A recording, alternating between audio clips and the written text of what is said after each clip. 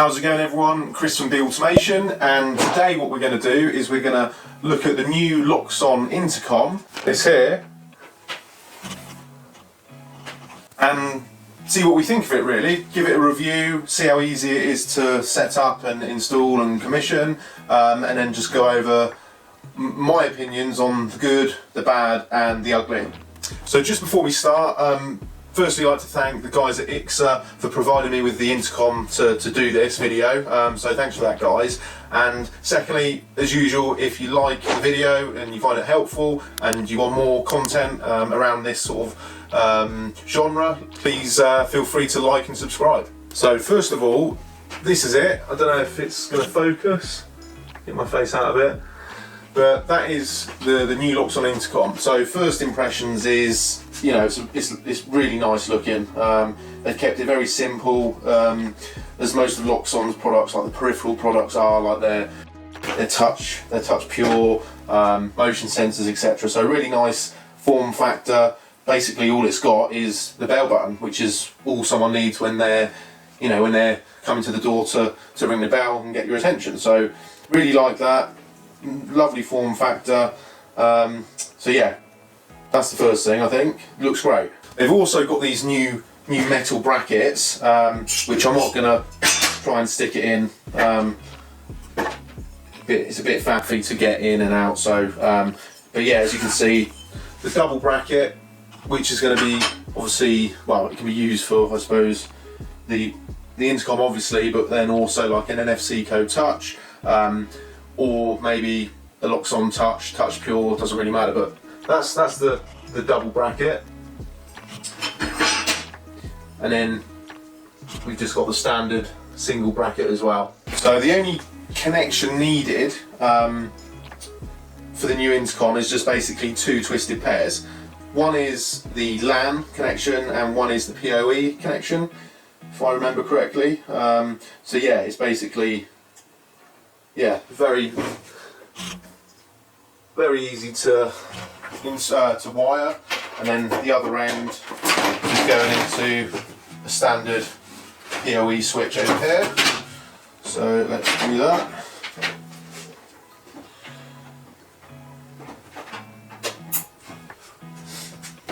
There we go. We've got some light. So that's obviously not been learnt in yet. So now let's log into config. Right then, let's jump into config and see just how easy it is to get this programmed. Intercom search.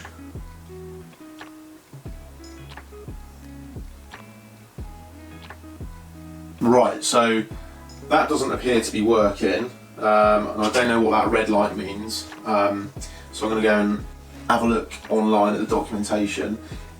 I know that there's an SD card in there. I don't know whether that's causing an issue or that needs formatting or something. I know the guys at IXA were playing around with it prior to me having it, so that might be a reason. So yeah, I'm just going to check the documentation. It's probably a good idea anyway, and yeah, I'll be back with you in a sec.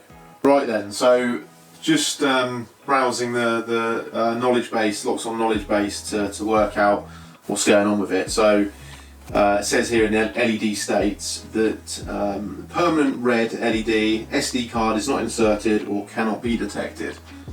So let's have a look at that first.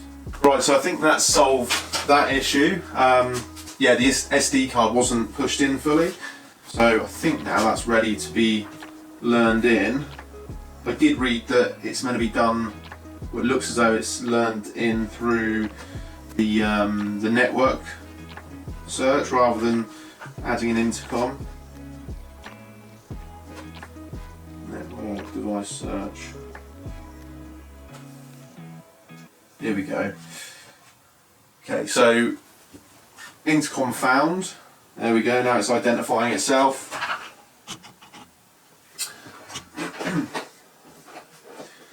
And let's say it's workshop,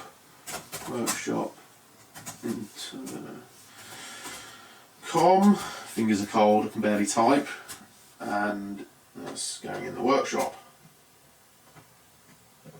Okay, that's in there. Let's put it on the CCTV page. Right, workshop. Okay, so workshop intercom. That's me just, you know, doing the bare minimum, just learning it in, dragging it out, and now I'll do a save in mini server. And we'll see what happens. Guys, just a quick one. If you spend any time on social media, in particular Instagram, please feel free to go and give us a follow. It's where we spend most of our time, and you can see what we're doing on a daily basis. There's the intercom. Bear in mind, I've literally just thrown it in. I haven't done anything, you know, any extra programming. This just is kind of out of the box how it comes. So press the audible feedback or audible notification from the intercom itself with the speakers on the back, and then pretty much on that occasion it was pretty much instant through the audio server. There was no, the first time I did it there was a slight delay, but that time, you know, millisecond delay, second delay, so that's really good. Got a notification on my phone. Again, I haven't had to program that at all, that's just come up straight away. Workshop intercom doorbell active, so let's see what that's doing. Someone is at the door, and then so let's connect firstly. Due to a bug in the iOS operating system, audio can currently only be heard at the top speaker of the device earpiece. Okay, that's fine. So hello, hello, hello, hello, hello.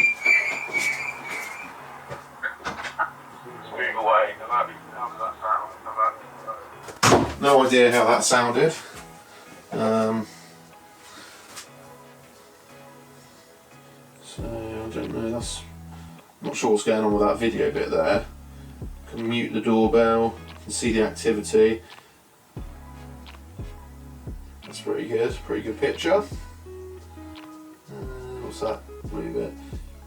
Workshop intercom. I know update available. New update. Okay. I'm not going to do that now. Not going to do that now. Settings. What's going on here? Reply with a message. Okay. Let's see what happens when we go. We're not at home. Okay. These messages are available if you want to quickly reply to. Okay. So. Right. Okay. So they're like preset responses. So I don't know how I send those. I'll have a look in a second.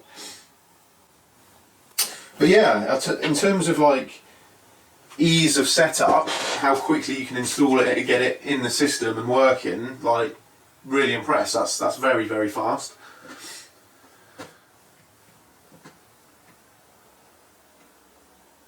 So let's have another go.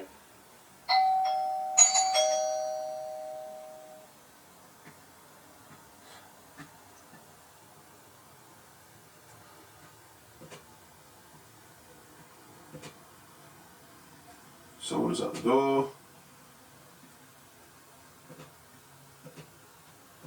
Okay, so I don't know what's happening on my laptop, but workshop, someone is at the door.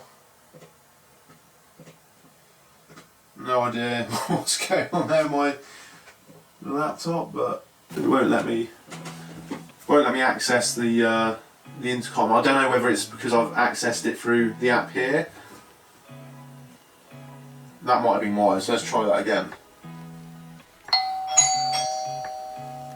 That's not actually playing through the audio server at the moment, I don't think. I was getting confused, it's actually playing through my laptop. Right, I need to get rid of that.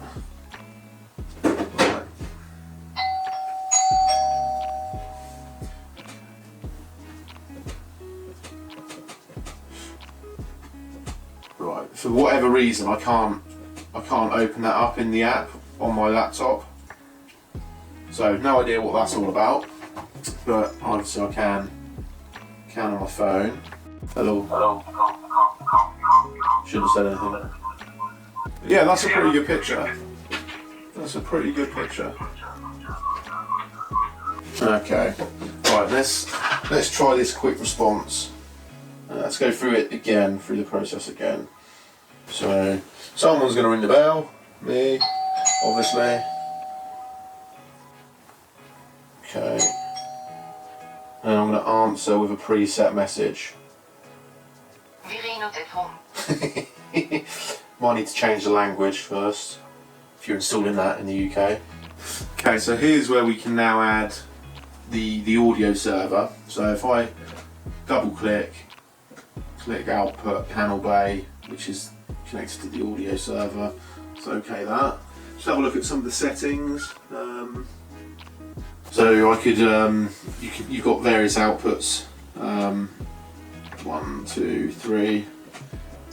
So we could have light, and then you can name them over here. So output 1 could be lights, outside light. We could have open gate, or just gate. Maybe front door lock as well. Door lock. Gate. Okay, I'll show you what that looks like in the app in a second. Reply with message. Let's have a look at these. So we're not home. Go away. Let's see what that does. Audio player bell output. Oh, right, that's what we just done. Ringing duration. Specifies for how long the camera image is displayed in the app for accepting the video call. Okay. Button illumination brightness. Let's whack that up. 100%. Manual button illumination. Okay, so there's obviously a trigger, so we can put an input into the intercom block, so we can actually turn that light on as we wish. I imagine that's what that does anyway, without delving any deeper. Okay, that's pretty much it, I think. So here we go. We got some more settings down here. Network address, overrun duration, video resolution. What can we whack that up to? Okay, that's max. Video resolution external. That's the point. Let's just try. I'll save that in firstly, and then I'm going to try disconnecting from my phone and just use 4G and see if that's all set up and working. What's nice here is we've got on the intercom. We've also got a tree bus as well, so we can on the new NFC code touches, we can connect straight out of those pins on the back straight into the new NFC code touch, and that will appear as a tree device of the intercom, or maybe a Loxone touch. So that's pretty cool. Right, so I'm on 4G now. Right, the lights lit up. Proximity sensor, motion sensor, whatever's picked up movement. So let's. Okay, so that's connected to the audio server now. So that was nice and easy.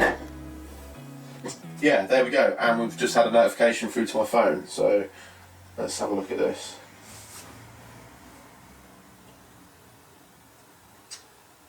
Connecting. Let's try that go away. Okay, so that's it. Go away, that's done. Okay, and it disappears from the app. And then here's what we were just doing, adding the outside light button, open gate, door lock. So pressing these now would, if we had something connected, like a relay or whatnot, connected on those outputs, that would switch on the light or open a gate or open the front door. Hello, hello, hello. Hello, hello. Yeah, so that appears to work remotely just as well. That's really good. Again, very quick and easy to set up. Right, so just gonna try and connect in via web interface and see if that's any different.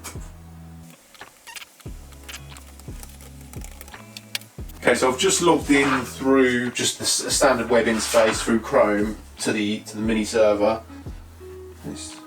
I've had this happen a couple of times lately actually.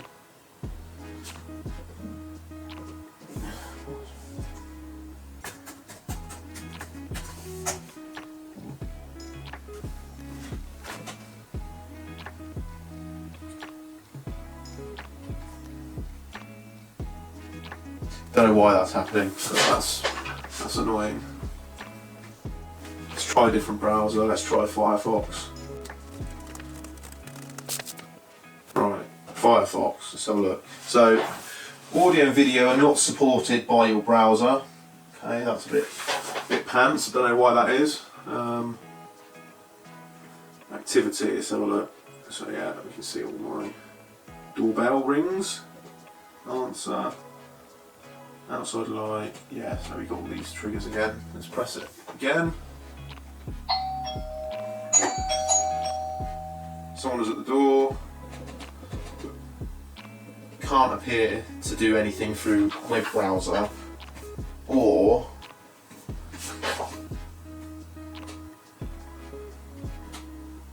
the app. So I don't know what's happening there. I suppose let's get things updated first. That might be what solves the issue. So let's do that. Right. Okay. So the update's been done successfully. Good. But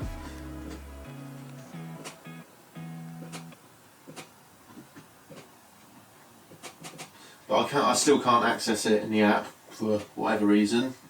So next thing to test, let's test out what it's like at night time.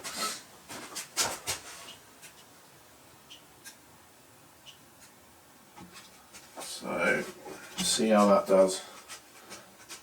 Annoying I can't show you the video feed on my laptop that's obviously recording. It's going to have to be through my phone, so I don't know whether you'll get a good image through this camera, but I'll let you know what it looks like.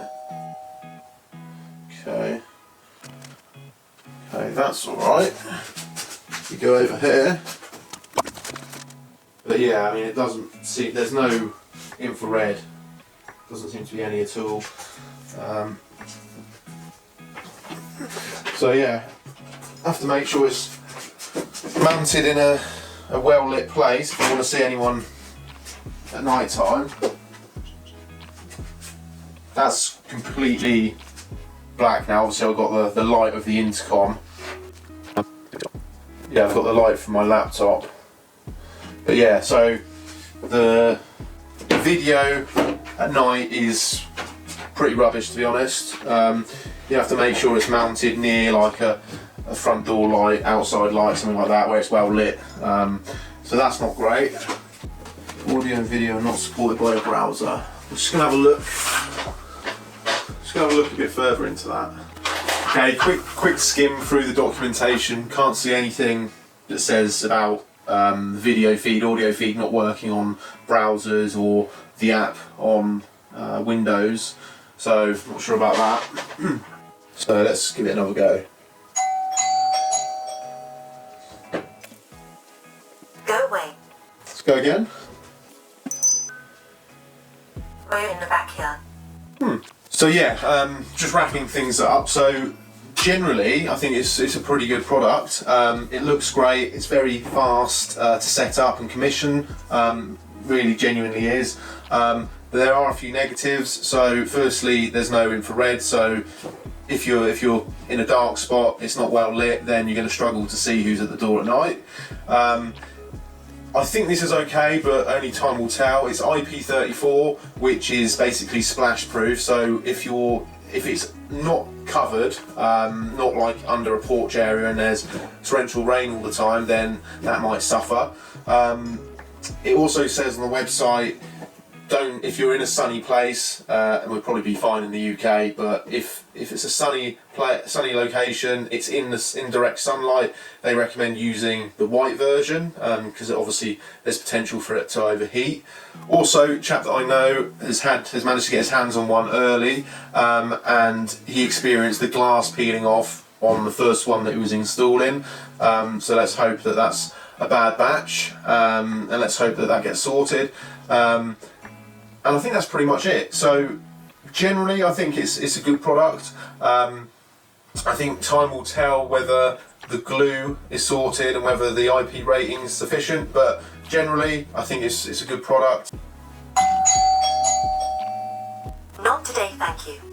Well, that's it guys, thanks very much for watching, and if you enjoyed it, if you enjoyed the video of the Loxone Intercom, please feel free to give us a like, give us a follow, and or subscribe in YouTube's case. Yeah, and we'll see you on the next video.